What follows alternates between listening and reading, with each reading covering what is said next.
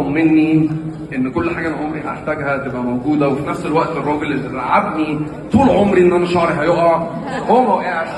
سيداتي انساتي، مستر عمرو اديب.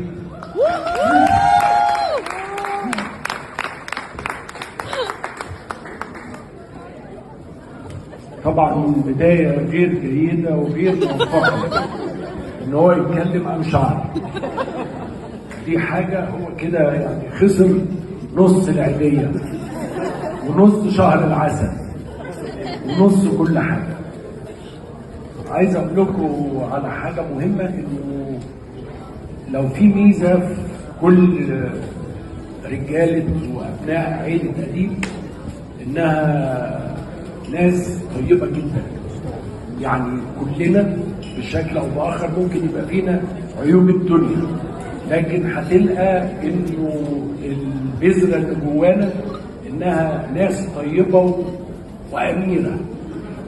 عشان كده انا النهارده بهدي ابني، وهو احد الطيبين في عيلة اديب وشخص امير جدا، لمراته فرح، واقول لها انه حافظي على الطيبه دي واستغلي الطيبه دي، والطيبه دي هي اساس استكمال الحياه.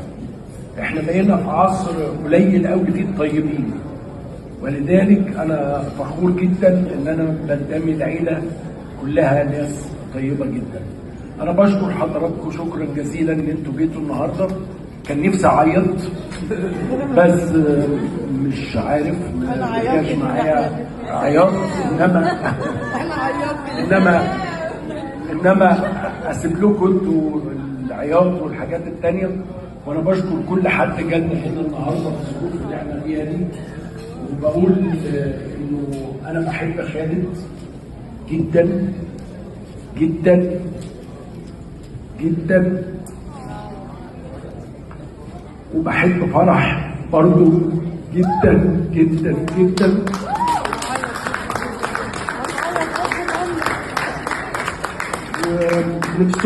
نفسي يعملوا كل الحاجات اللي احنا يمكن ما قدرناش نعملها. طبعا ما حدش هيقدر يعمل نفس اللي احنا عملناه، مفيش حد يقدر، بواضح شديد.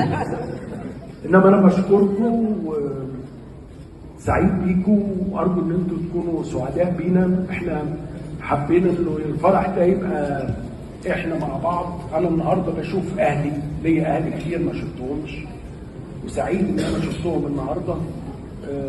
فرح فيه دفء كده وسعاده. ارجو انكم تنبسطوا معانا، وان شاء الله نجاملكم في الافراح. شكرا لكم.